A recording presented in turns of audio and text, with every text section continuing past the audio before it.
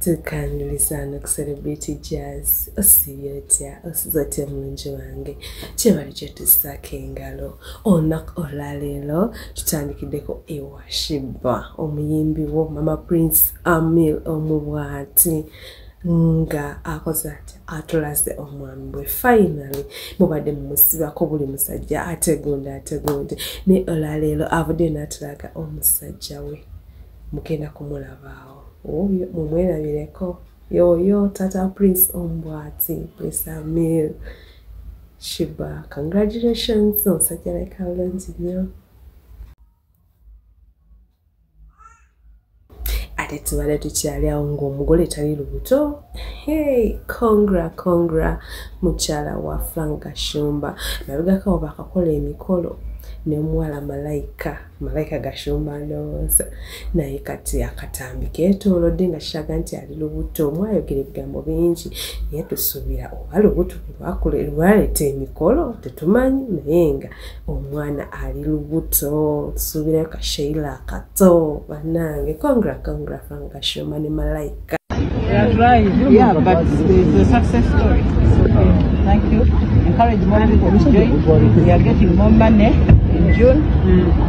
Make sure you register your people so that. And right now you got us busy. Actually, these are just few. These are just few here. But when we are the rest down now. Yes.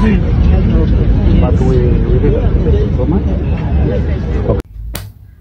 Eyo nga tuvuddeyo ate bya Pastor Bugingo ate byose birungi bambi yavuddeyo wano katambi kalabiseeko awo nga agamba abwamisinga abaana be bwaludde okubalaba era omusika era omwana w'obulenzi byayitiridde yadde bingi byayegedde n'atakomaawo nayogera nga mukyala we gundi Susan Makula bw'atazaala bamugamba sikuzaalidde mwana abanvuma era biki n'amusabira okuzaala abalongo obugambo yadde bingi n'ate ne muwala we tatudde yavuddeyo n'amusomera n'amugamba nga bafuna taata omulala byadde bingi ogenda byewulirirako awo.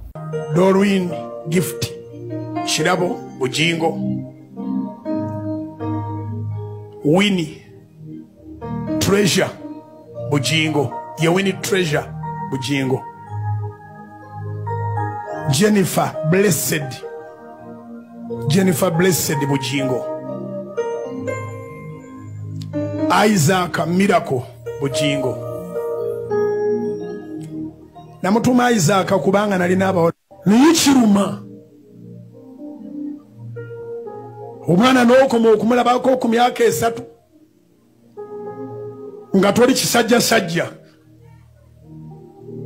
nga toli muntu akyana buvunaanyizibwa naweza emyaka 10 Isaac Miracle Bugingo ye mulenzi yeka gwe nnina n'emyaka 7 egiyise simulabangako tuzali makule mabega kawo yangamba naye nga banvuma omwana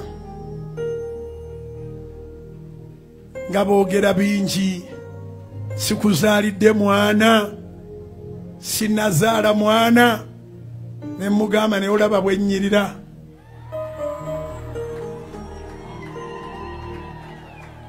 waliwo ennyumba ebeeramu omukazi n'abaana naye ng'ofa ne mugamba bwe kibanga bw'olizaala abaana ndikogga agira obeererawo naye Katonda nga bali omulamu ojja kuzaala mu linnya lya Yesu.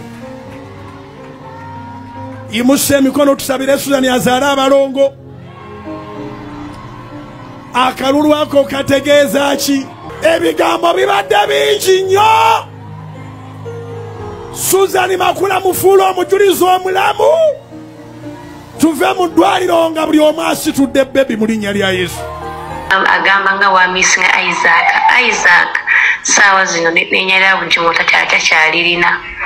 Isaac afuna taata w'omupya taata w'omulala gw'alina kati saawa zino gw'amanyi nga taata we kubanga ti ye yali yatulekawo dda nga yatusuulira yatuvaako nga tuli ku lwaffe ffekka kati saawa zino Isaac sinaye Bugingo.